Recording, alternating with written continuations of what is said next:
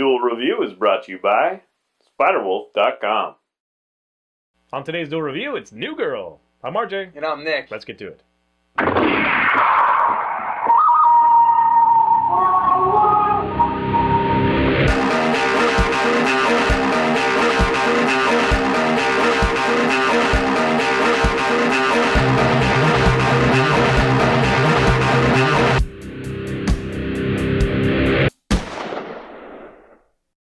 Hey everybody, today is July 10th and we're taking a look at the show New Girl. That's right, and this was actually brought to my attention by him. See, generally when the title has girl in it or girls, I kind of overlook it because, you know, like, what is there? There's Mean Girls, Gossip Girls. It is kind of a bad title and it's hard to remember what it's called, honestly. Anyway. Yeah, so I was not ready, I was not prepared to watch this show and understand what it really was. There was so much funny crap in here.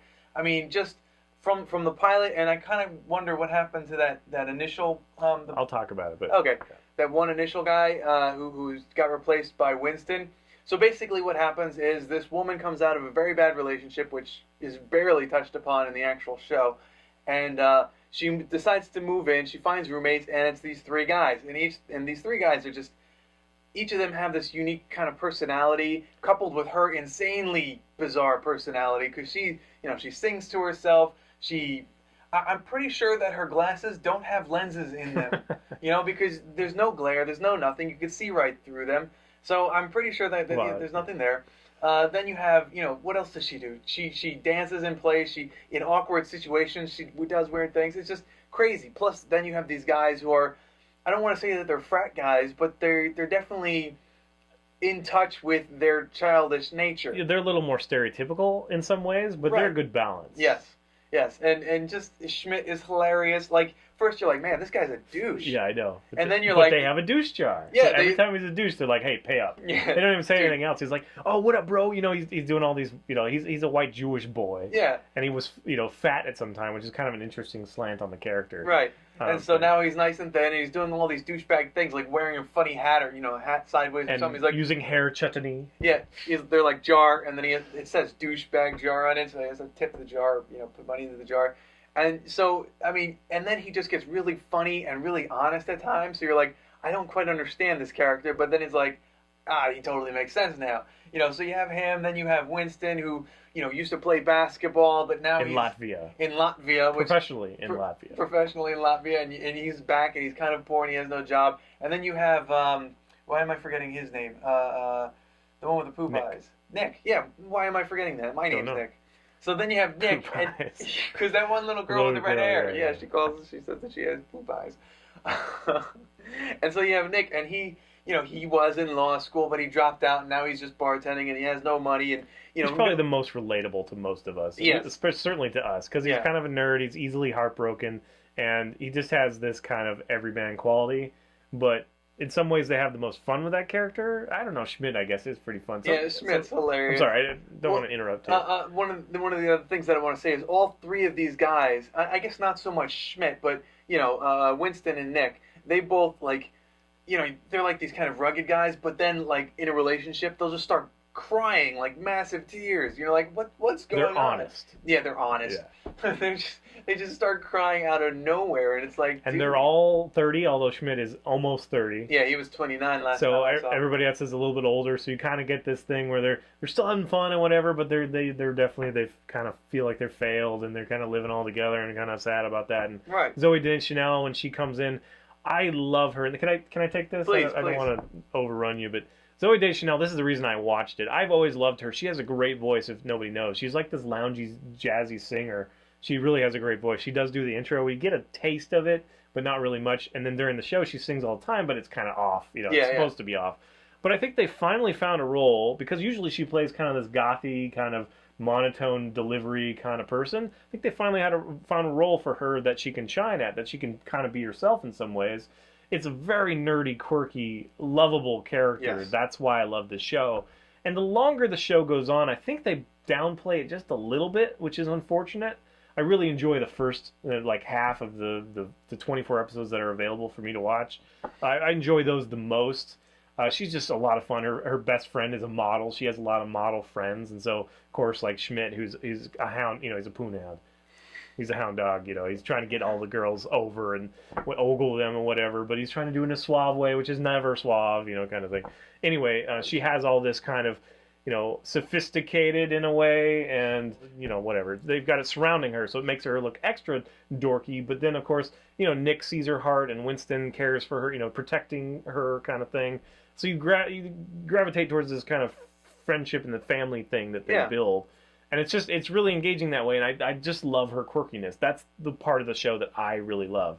Every once in a while, I want to, like, plug my ears and go, la, la, la, when friggin' what's-his-name is talking, because it's just too much. Like, bro, what up, bro? Oh, yeah, sure. Like, it's all about the Benjamins and all this shit, and it's just like, oh, come on. But don't know why he does that. It does make it hilarious when, you know, it doesn't work out for him, or that part of the thing is outed, you know. And so as soon as he does that, all his other friends are like, douchebag jar. Douchebag jar, tip bar.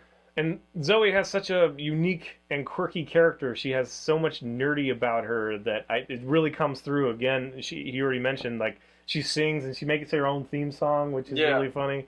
And even the opening song or whatever is basically just her saying, you know, it's like a nod to Mary Tyler Moore, where she, like, throws the hat up and it's like, you know, da da da da da, you know, kind of thing. It's just like, who's that girl? It's Jess, you know, and that's her kind of thing. Yeah. So it's very endearing, and this relationship that she has with these other guys that, you know, one of them wears his heart on his sleeve and is damaged, and the other one is trying too hard and trying to be all suave, but he's really just kind of a douchebag.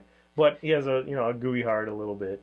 And then Winston, who's trying to be a protector sometimes, and he's trying to work through his own things. You had mentioned the coach, and I think they were similar characters. I think they just realized that they couldn't have as much yelling because it would just kind of take the edge off of some of the other funny. I'm not sure why they replaced the character, but that character was a Wayne's brother. It's like, I can't remember his name. There's so many of them. It's like Kevin Wayne's or something like that. Right. And he was doing a lot of pilots at that time, and I think he ended up doing something else. And so they do actually mention, you know, they say, oh, he was here before Coach. They do acknowledge that the character's changed, which I really like. Yes. I'm glad they didn't just, you know, oh, no, it's the same guy. He just looks a little different, you know. But so I'm not sure why, because I did really enjoy that first episode. Was a lot of fun. Yes, it was. The way that he's just like, he's like, I don't know how to talk to girls. Can you help me talk to girls? And he's like, okay, well, let's talk about things that you think that girls like. And he'd be like, so shopping, that's fun, right? And then she's like, oh yeah, this other day I went and got jeggings, blah blah blah. And he's like, so what do you think about that? And he's like, who cares? You know, it's like, it just can't help himself. Like, let's just talk about something else, you know, kind of thing. It was just a lot of fun, that character, and I would have loved to see that more. But again, I think it was jarring enough. Yeah, that maybe they thought, maybe this isn't the best direction to have this. Plus, he's not quite as lovable. He is in a way, but, you know, if he's always yelling at girls and stuff, it's a little bit hard to take. But he was a personal trainer, so he's constantly yelling at work. So, but but instead we have Winston, who his thing is that he feels really self-conscious about not having a job. You know, he's come back from being professional basketball in Latvia, which people already make fun of. It's like, oh, you're professional? Yeah, in Latvia, you know, kind of thing.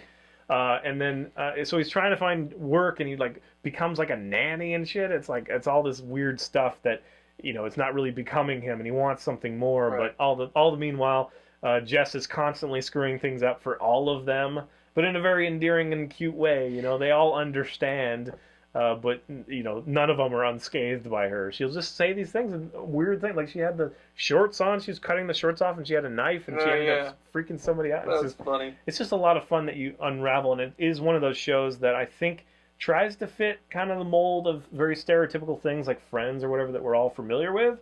But I think that it's unpredictable enough, although I guess the major storylines you can kind of figure out what's going to... I mean, you know who's going to sleep with who or whatever. And I think they do go to that trough a little bit much, as far as like sleeping around kind of thing. But it is a unique enough journey that you're not really knowing beat to beat what's going to happen. Right. So I think it's really refreshing. I love the TV episode. And I love his boyfriend, her ex-boyfriend, who's like, oh, he has beautiful hair, and he's just like this nerdy, scrawny guy with horrible hair. You know, my hair, when I had long hair, my hair actually kind of looked like his. Oh yeah, but it makes me feel like, you know, that's what it's like. You know, because girls always say stuff like that about guys that other guys look at and be like, what the hell? Like, you like that guy? It's like, oh yes. His mouth is so beautiful. And it's like, he has a soft chin. What the fuck? You know, it's like you don't understand. But so it does play on truths that we all know and love. And yes. I think Zooey Deschanel, she just really shines. I really love her character. I mean, what else can be said? I've been running away with this one again. Yeah, no, I think you've pretty much covered it all because I mean, well, one thing I wanted to bring up was in the pilot, she makes these kind of nerdy references that she doesn't do as often in the actual series. Like, you know, she brought up Lord of the Rings references, you know, in the pilot episode. Yeah. But then she kind of doesn't do that, but Right. she's still equally as geeky throughout. Well, she teaches kids, so that comes up every once in Right. a while. But yes, I mean, she's very colorful. She makes ribbon hats and Yeah. stuff like that. And it leads to a lot of funny things because the guys are trying to connect with her or trying to protect her, and so they end up involving themselves with things that they normally wouldn't, obviously. And so that's enjoyable, and you don't get the creepy vibe of, like, they're all trying to sleep with her or anything. Right. You understand that Schmidt's just a douchebag. So he's going to come on to her every once in a while in inopportune moments. Well, what I understand about but Schmidt, it's almost cute. yeah, what I understand about Schmidt is he's trying to be a douchebag because that's the person that he idolized when he was fat. You know, he idolized this douchebag. Right. Like during his bachelor or his birthday party, that guy that he really liked, who ended up being a bigger douche than he was. Right. Yeah. Yeah, that guy's horrible. Yeah. Want to kill him. His name was Benjamin, I think. But Anyway, yeah. So yes, I do actually want to talk just really quick on the. It almost feels like a little film, like movie, the film nature of it, Okay. because it feels very less sitcom-y because, for one, it's a you know, it builds story to story, but second of all, just the way that it's filmed, it does not feel like a TV show to me. Does it to you? Yeah, I think it does. Like if you watch this and Big Bang Theory is clearly TV. This one looks like HBO or something, even though it was Fox, right? Yeah. So I kind of like that. I like that they're taking a little bit more effort to polish these things. And anyway, I like their apartment. yeah, it's beautiful. It's really cool. So anyway, yes, actually a lot of architecture is good. So I wanted to watch it because of Zoe Deschanel, and I heard that it was okay, and I guess I would agree that it could be better, but I thought I had a lot of fun, and obviously you did too. I could not stop watching it. So go check it out. It is on Netflix right now, and maybe on Hulu as well. Thanks for watching. Please subscribe to our YouTube channel and follow Game Labs. It's been a lot of fun. Yes, it has, and please leave comments. We love comments, and you can help support us by buying our wares at spiderwolf.com. That's right. A t-shirt, card game, art print, short stories, and more. Oh, and plus, if you're on Facebook, why don't you find us and friend us? And, you know, if I'm online, I'll chat with you. I'm trying to be more in there with the whole... What Eloquently put. I'm also releasing my card game on Kickstarter. You can search for Fisk 37 on Kickstarter and find it. Go take a look. If you like it, share it, pledge. We desperately need your support, so please check it out. Also, you can follow me on my blog. It's fisk37.tumblr.com. I am blogging as characters and releasing character sheets, all that good stuff. So go check it out. And if you like it, share it, support us that way. All right, guys. See ya. No! I had my chances, but this can't succeed. Coming up, we take a look at the animated Young Justice. So maybe we can get through this before I fall asleep. I still gotta edit a fucking video today. And we gotta do Game Labs tomorrow. Okay. Social media. Look at that. Social media. I'm trying to have a more social media presence, I guess is what I was trying to say back there somewhere. We both are. We're both trying to comment more. And Yes. we're gonna really step up the Game Labs as well. So Yes, we're going to try and do more Game Labs, so look forward to that. hopefully we'll be announcing a partnership soon. Look forward to that. Dude, I actually got one, but it means nothing. It means nothing! Fuck.